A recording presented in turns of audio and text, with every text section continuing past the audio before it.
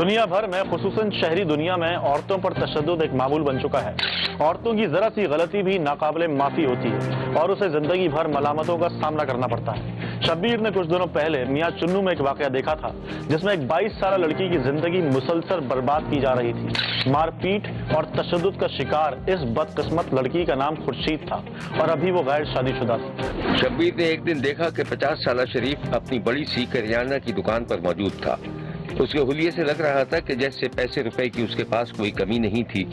अलबत्ता वो ज़हनी तौर पर कुछ परेशान सा था। ऐसे में एक बेतकल्लुफ गाहक दुकान पर आ गया, मगर शरीफ को खबर ना हो सकी। अभी भाई कहाँ गुमो? सौदा चाहिए था यार। मेरे हक में दुआ करो, मैं एक अजाब में मुब्तला हूँ। अल्लाह ताला मुझे उस अजाब से निकाले। क्या हो गया अभी भाई? होना क्या है यार, वही सास बहू का झगड़ा। मेरी बीवी और अम्मी के दरमियान बन नहीं रही है और अम्मी कह रही है कि तुम इसको छोड़ो, मैं तुम्हारी दूसरी शादी करवा देती हूँ। अरे यार, ये तो हर घर की कहानी है। मेरी मानो तो जो पहली वाली बीवी है ना, उसको लगाम देने के लिए ना दूसरी शादी कर लो। लो, नई बात कर दी तुमने। ओ भाई, वो पहली वाली से इजाजत कौन दिलवाएगा? तुम? अरे यार, शुरू में सब फटा करती है, बाद में सब ठीक हो जाती है। बात सुनो, अगर मेरी अम्मी का बस चले ना तो आज ही मेरी दूसरी शादी करवा दें वो। अच्छा पर्ची दे रहा हूँ आपको, तो ये सौदा भिजवा देना। मैं दफ्तर जा रहा हूँ, तो शाम तक सौदा भिजवा देना। ठीक है, तुम फिक्र मत करो, मैं घर पे सौदा पहुंचवा दूंगा। अच्छा, मेरे लिए कोई खिदमत हो तो मैं हाजिर हूँ भाई। ओके, अल्लाह हाफिज। अभी गाहक दुकान से गया ही था कि शरीफ के पास उसकी बीवी का फोन आ गया। हेलो। मुबारक हो, तुम्हारी अम्मा जो है ना तुम्हारे लिए रिश्ता ढूंढ रही है। क्या बात कर रही हो? पागल तो नहीं हो गई तुम? अरे वाह, तुम दोनों अम्मा बेटा क्या मुझे बेवकूफ समझते हो? ऐसा हो नहीं सकता। तुम्हारा तो हो गया दिमाग खराब। और सुनो, तुम्हारी इन बदतमीजियों के बाद ना कर लेनी चाहिए दूसरी शादी, बल्कि दूसरी नहीं, तीसरी और चौथी भी कर लेनी चाहिए। ठीक है, तो कर लो, जहन्नुम में जाओ। शरीफ के माँ बाप ने अपने बेटे की दूसरी शादी के लिए करीबी गांव की एक 22 साल खुर्शीद नामी लड़की के घर वालों से बात की और उसे यकीन दिलाया कि लड़की को खुश रखा जाएगा। खुर्शीद को पता चला तो उसने साफ इनकार कर दिया। शब्बीर ने देखा कि 22 साल खुर्शीद की माँ अपनी बेटी को सीने से लगाए हुए रो रही थी। देख बेटी, तू मना नहीं कर। लड़का खाते पीते कराने से तुझे जरूर खुश रखेगा। अम्मा, ये तुम क्या कर रही हो? क्यों मुझे जहन्नुम में धकेल रही हो? अम्मा, तुमने उस आदमी की उम्र देखी है? उसके तो 2 बच्चे भी हैं। इतना पढ़ाया लिखाया, उसके साथ ये कर रही हो?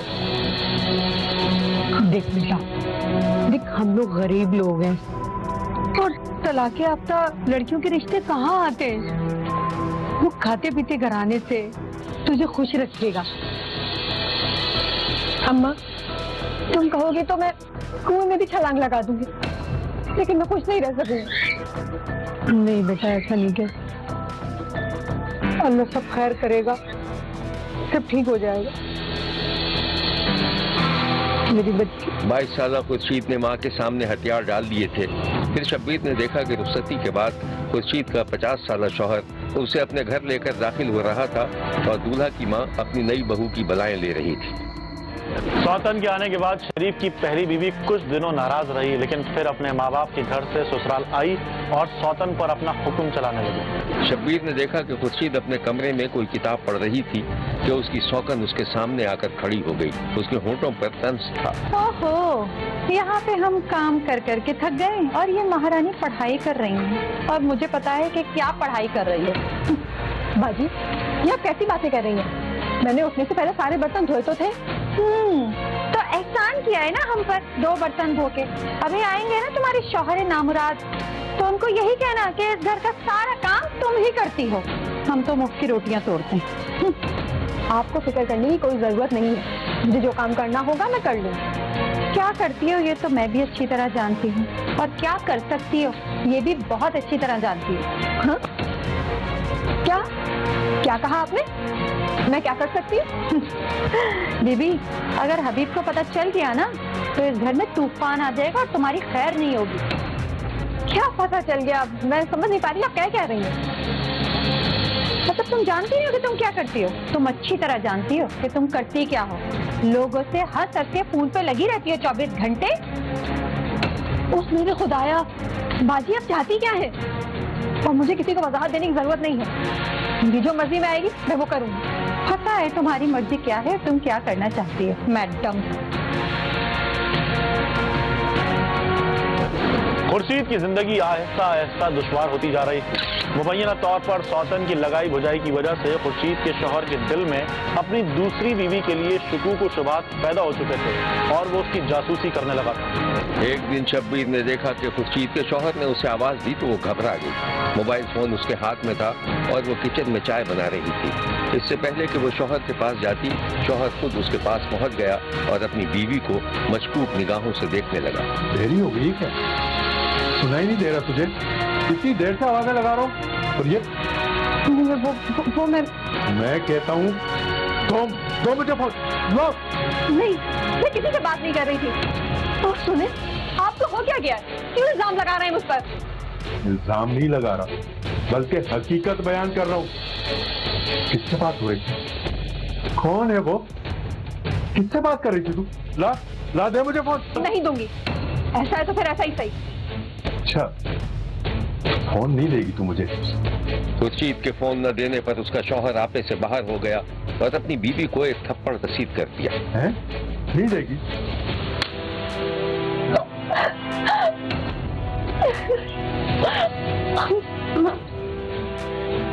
इस कहानी की मजीद तफसीलात हम आपको दिखाएंगे, लेकिन एक ब्रेक के बाद। कहीं जाइएगा मत, क्योंकि कोई देखे ना देखे, शब्बीर तो देखेगा। किससे बात कर रही थी तू? ला दे मुझे फोन। नहीं दूंगी। ऐसा है तो फिर ऐसा ही सही। अच्छा, फोन नहीं देगी तू मुझे? खुर्शीद के फोन न देने पर उसका शौहर आपे से बाहर हो गया और अपनी बीवी को एक थप्पड़ रसीद कर दिया। हैं? नहीं देगी?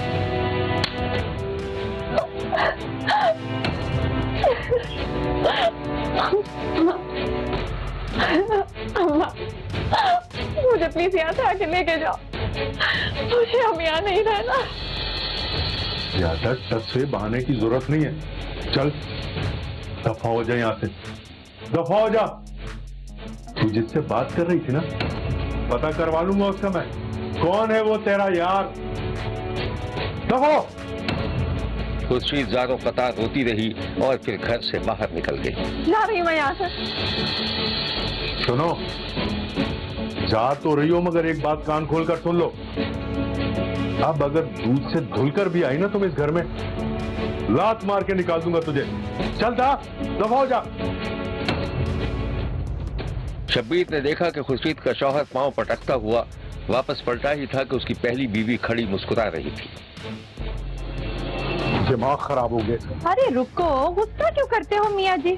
बड़ा शौक था ना 22 साल लड़की से शादी करने का, तो अब अपने शौक पूरी कर लो। बकवास बंद करो। अगर तुम्हें भी शौक है ना अपनी माँ के घर जाने का, तो जाओ, चली जाओ, दफा हो जाओ। चली जाओ, दफा हो जाओ। खुर्शीद जिंदगी से मायूस हो चुकी थी। उसका पहला शौहर भी निकम्मा और तशद्दुद पसंद था। पहले शौहर से तलाक के बाद खुर्शीद ने सोचा था कि वो किसी हम उम्र लड़के से शादी कर लेगी, लेकिन किस्मत में शरीफ नामी अधेड़ उम्र का शौहर लिखा था, जो मुबैना तौर पर जाहिल और औरतों पर तशद्दुद करना जायज समझता था। खुर्शीद अपने शौहर से बददिल होकर अपने माँ बाप के घर आ गई थी, लेकिन कुछ दिनों के बाद उसका शौहर माफी तलाफी करके खुर्शीद को अपने घर ले गया था और फिर वो एक बच्चे की माँ बन गई। बच्चा जब 1.5 बरस का हुआ तो खुर्शीद के शौहर ने दोबारा अपनी बीवी पर शर्मनाक इल्जामात लगाने शुरू कर दिए। शब्बीर ने देखा कि ईद का दिन था और खुर्शीद की माँ अपनी बेटी और दामाद का इंतजार कर रहे थे। खुर्शीद का भाई अपनी माँ के करीब ही मौजूद था। मर्तुजा, दोपहर होने को आई है, खुर्शीद अभी तक नहीं आई, जरा फोन करके मालूम तो कर। अच्छा अम्मा, करता हूँ फोन। देर हो गई, पता नहीं ऐसा क्या हुआ, अभी तक नहीं आई। हेलो, हाँ शरीफ भाई, ईद मुबारक। आए नहीं आप लोग अभी तक? हम इंतजार कर रहे थे। कैसे आए भाई, मेरी तो दुनिया ही उजड़ गई है। अल्लाह खैर करे। क्या हो गया शरीफ भाई? कैसे बताऊं, मेरी तो खुद समझ में नहीं आ रहा कि खुर्शीद ने ऐसा क्यों किया। वैसे मुझे पहले से शक तो था, मगर वो ऐसा करेगी मैं सोच नहीं सकता था। अरे भाई हुआ क्या है, कुछ तो बताएं मुझे। अच्छा खुर्शीद से बात करवाएं मेरी। वो कल रात अपने बच्चे को लेकर गायब हो गई है। फोन कर रहा हूँ तो फोन बंद आ रहा है। जगह जगह पता करवाया मगर कुछ पता नहीं चल रहा। मुझे तो पूरा यकीन है कि वो उस लड़के के साथ भागी है। क्या बकवास कर रहे हैं, वो क्यों किसी के साथ भागेगी? साफ साफ बताएं कि मसला क्या है। मैं वहीं आ रहा हूँ, वहीं आके बात होगी आपसे। क्या करोगे आके यहाँ पर? मैं यहाँ मुल्तान आया हूँ, थाने में पर्चा कटवा रहा हूँ उस जलील लड़के के खिलाफ जिसके साथ तुम्हारी बहन भागी है। मुर्तुजा मुझे कुछ तो बता, फिर हुआ क्या है? अम्मा मैं आके आपको सब बताऊंगा, अल्लाह खैर करेगा।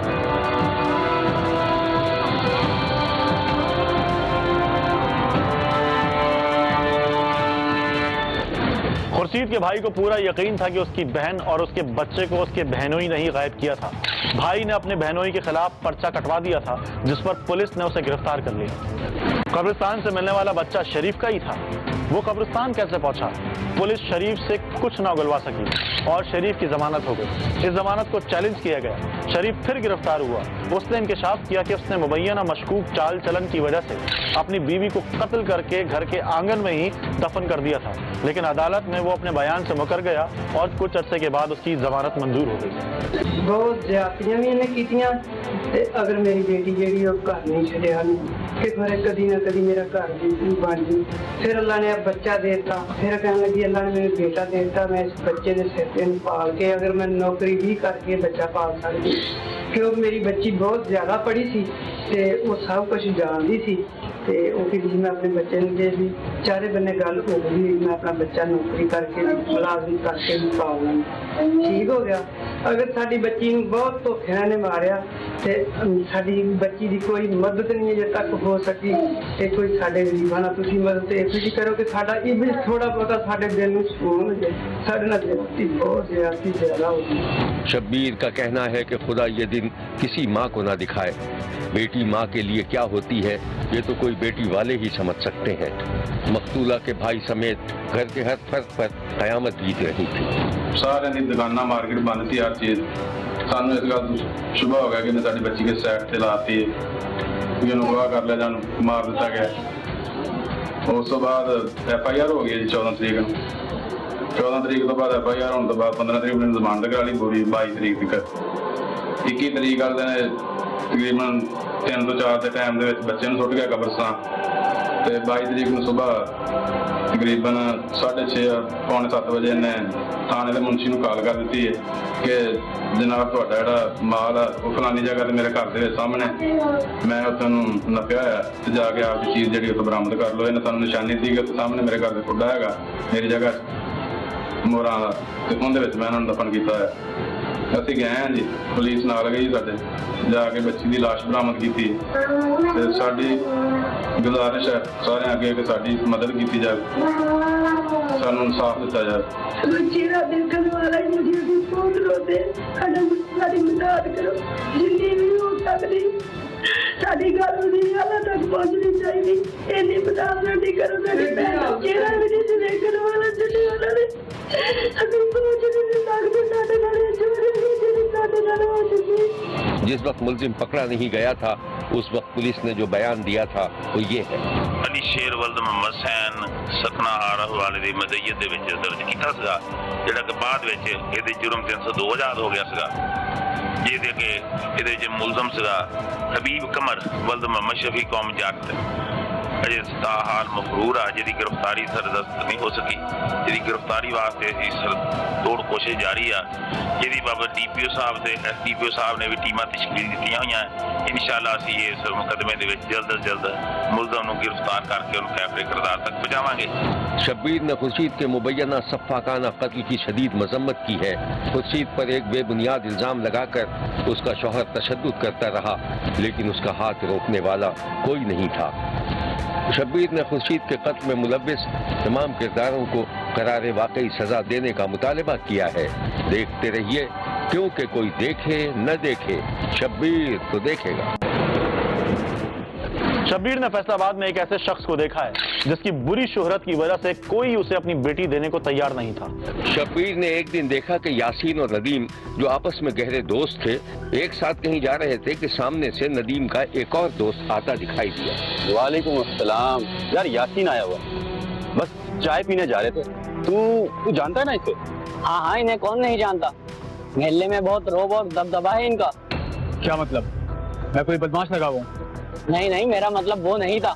मतलब मोहल्ले के लोग इज्जत और एहतराम की वजह से बहुत खामोश रहते हैं आपके सामने। असलम, तू जैसा समझ रहा है ऐसा बिल्कुल नहीं है। अब ये बदल चुका है और संजीदगी से जिंदगी गुजारता है, किसी को मुंह भी नहीं लगाता। अबे मुंह नहीं लगते या फिर कोई मुंह लगाता नहीं है इन्हें। यार असलम, तू मजाक अच्छा कर लेता है। चल आजा आजा, चाय पीने चलते हैं। नहीं नहीं यार, आप लोग जाओ। अच्छा है, बताओ शाम में घर पर हो तुम? चलो यार, मैं फिर चक्कर लगाता हूँ, कुछ मशवरा करना है तुमसे। चल ठीक है, आजा।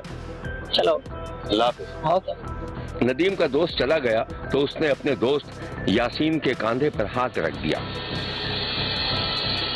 देख लिया तूने, लोग तेरे बारे में क्या सोच रहे? क्या मतलब? क्या देख लिया? बेटा पागल, ये जो तू उल्टी सीधी हरकतें करता है ना, तू क्या समझता है लोग समझते नहीं? तो मैंने ऐसा क्या कर दिया? अरे रहने दे यार, मोहल्ले की ऐसी कौन सी लड़की है जिससे तूने फ्री होने की कोशिश नहीं की है? ये लो। ये लो नहीं, शादी कर और इज्जत से वक्त गुजार, सुकून से। अरे घर वाले रिश्ता ढूंढ रहे हैं, मगर हर जगह रिश्ता होते होते टूट जाता है। लगता है कोई काट कर रहा है। यार यासीन, कोई काट वाट नहीं कर। तू जो इधर उधर की आंखेगा और तू बोलेगा मैं ये करता हूँ, मैं वो करता हूँ, तू क्या समझता है लोग बेवकूफ हैं? तेरी बात पे यकीन कर लेंगे। यार बस ठीक है, होनी होगी तो हो जाएगी शादी। तू मेरा दिमाग मत घुमा। चाय पिला रहा तो पिला दे। अरे यार तू नाराज क्यों हो रहा है? आजा चाय पीने चलते हैं। यासीन को अगर भरोसा था तो सिर्फ अपने गहरे दोस्त नदीम पर था, मगर अब चूंकि नदीम भी यासीन की रोक टोक करने लगा था, इसलिए यासीन नदीम से भी बदगुमान हो गया था और मिलना जुलना छोड़ दिया था। शब्बीर ने देखा कि नदीम के घर पर दस्तक हुई। नदीम बाहर निकला तो उसका दोस्त असलम मौजूद था। नदीम। हाँ हाँ, अंदर बैठेगा या कहीं बाहर बैठे? नहीं यार, चला कहीं बाहर बैठेंगे। चल आजा, फिर वो सामने चबूतरे पे बैठते हैं। आजा।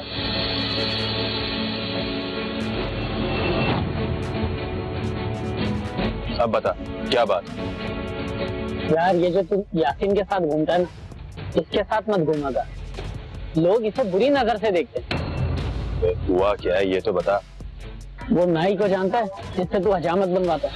हाँ हाँ, वो बता रहा था कि उसके बच्चे को बुरी नीयत से अगवा करने की कोशिश की उसने। वो तो एंड वक्त पे पकड़ लिया उसने। मैं जानता हूँ ये जलील हरकत इसी की है। क्या करूँ यार, पुराना दोस्त जो ठहरा। छोड़ यार, दफा कर, जान छुड़ा उससे, वो नहीं सुधरने वाला। सही कह रहा है, आज के बाद से दोस्ती ही खत्म। छोड़ यार, तू सुना। नदीम ने हिफ्ज़े मा तकद्दुम के तौर पर यासीन से मिलना जुलना छोड़ दिया था। एक दिन शब्बीर ने देखा कि यासीन अपनी माँ के साथ एक घर में मौजूद था। उसका कहीं रिश्ता तय हो रहा था। बहन, ये मेरा बेटा है, न किसी के अच्छे में है ना बुरे में। मेहनत मजदूरी करता है, लेकिन आपकी बेटी को खुश रखेगा। साथ यूं लेकर आई हूँ कि आप देखें और इत्मीनान कर लें। नहीं बहन, मुझे आपकी बात पे पूरा भरोसा है, लेकिन मैं पहले मंगनी करूंगी। हाँ हाँ हाँ, मैं कोई एतराज नहीं है। कल मैं इसके अब्बा को लेकर आऊंगी, सारे मामला उन्हीं के सामने तय कर लेंगे, जैसे आपकी मर्जी। चल बेटा, मुबारक हो। अच्छा बहन, कल आएंगे इंशाल्लाह।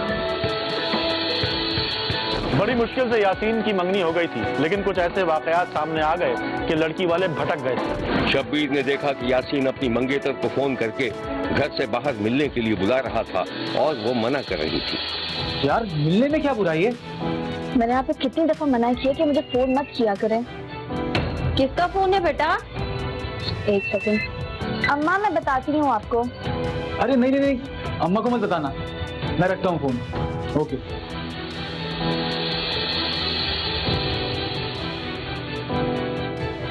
किससे फोन पे बातें कर रही थी बेटा? अम्मा बार बार फोन करता है, कहता अब तो मंगनी भी हो गई है, मुझसे बाहर मिलो। ओहो खुदा की पनाह, मुझे पहले ही शक था इस लड़के पे, ये सही लड़का नहीं है। खबरदार जो तू उससे मिलने गई।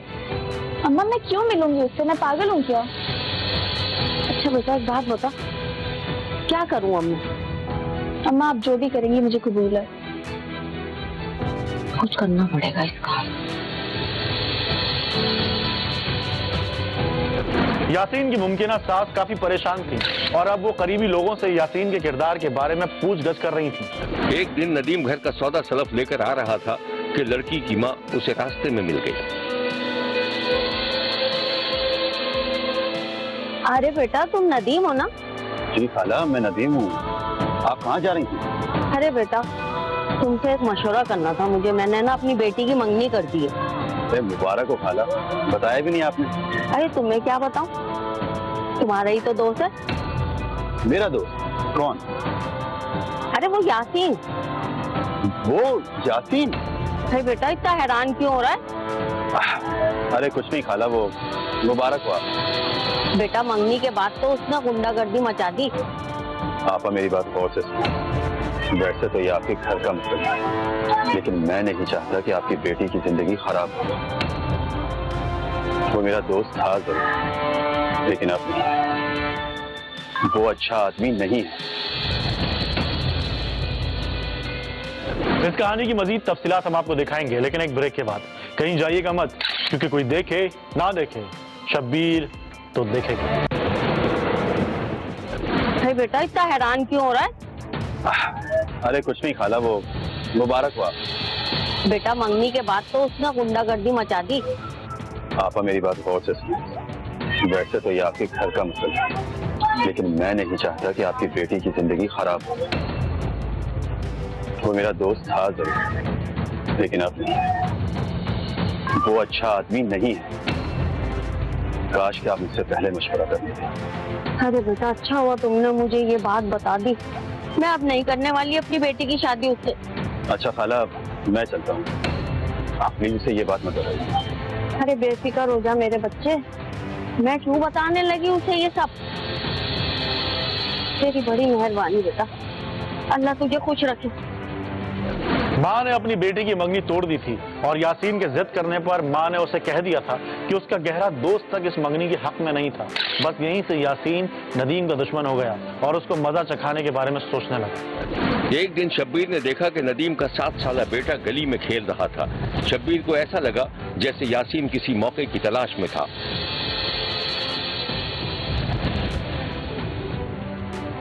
फिर शब्बीर ने देखा कि यासीन बच्चे को बहला फुसला कर अपने साथ ले जा रहा था।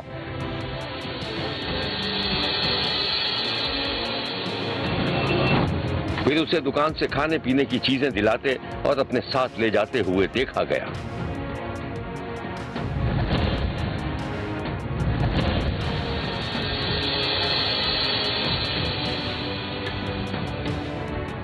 यासीन ने अपने दोस्त को मंगनी तोड़वाने की एक भयानक सजा दी थी।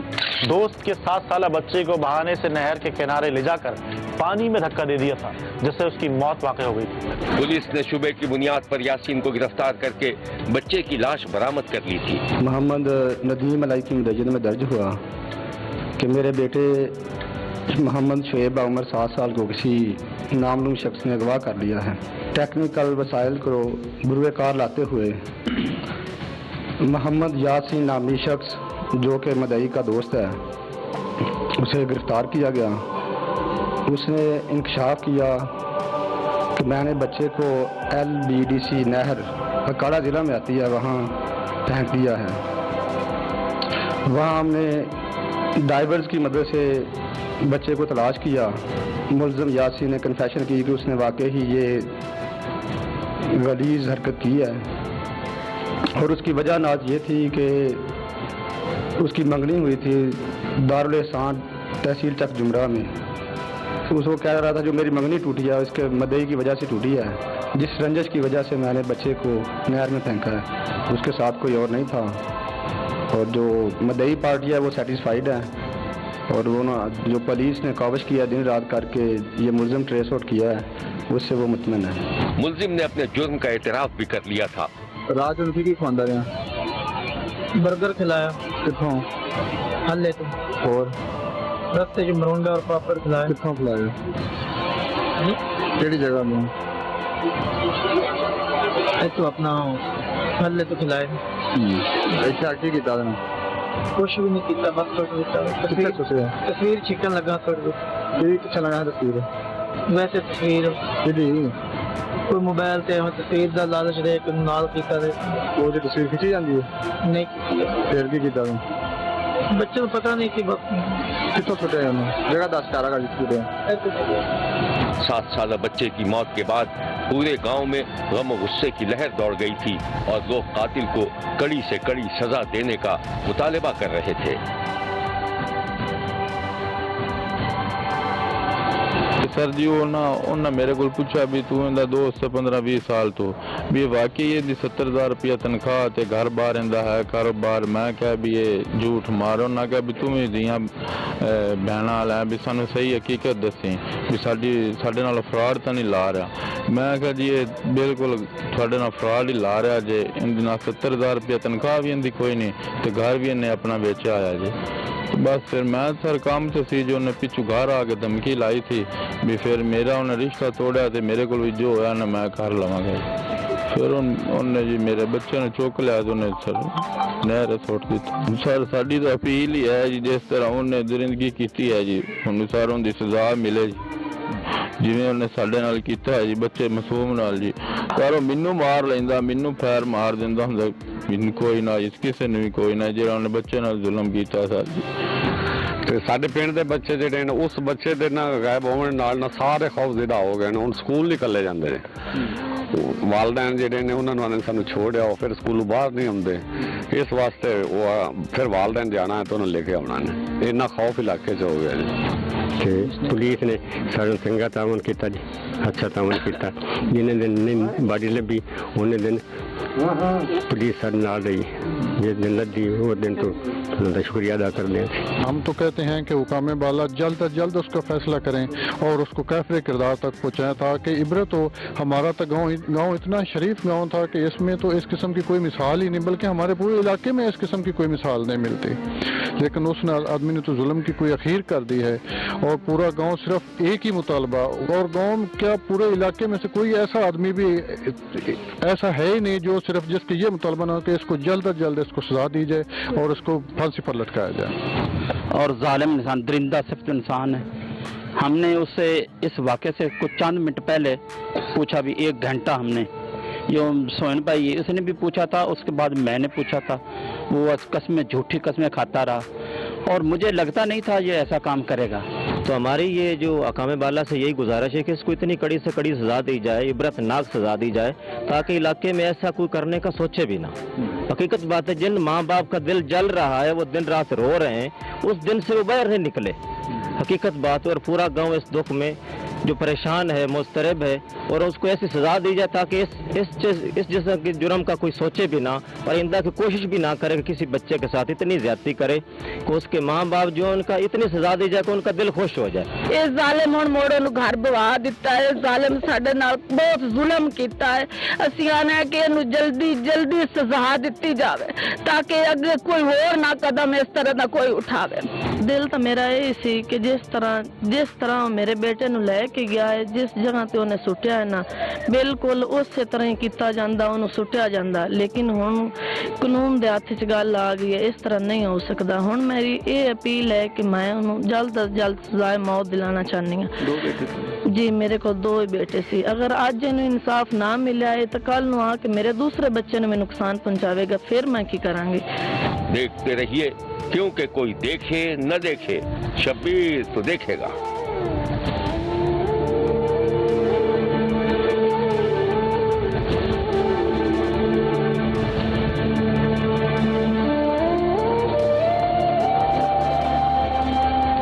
शब्बीर का कहना है कि वो देख रहा है और मुसलसल देखता रहेगा। मुल्क भर से मजीद कहानियों और उनकी तफसीलात के साथ फिर मुलाकात होगी। देखना ना भूलिएगा क्योंकि कोई देखे ना देखे शब्बीर तो देखेगा। अगर आप अपने इर्द गिर्द होने वाले किसी गैर मामूली वाक़े से शब्बीर को आगाह करना चाहते हैं तो SMS करें SAB लिखकर स्पेस दें और अपना मैसेज अपने शहर और नाम के साथ 247 पर भेज दें। फैक्स करने के लिए हमारा नंबर है 02135803820। खत लिखने के लिए हमारा पता है 5 expressway of Korangi road, Karachi. Express news Shabbir तो देखेगा।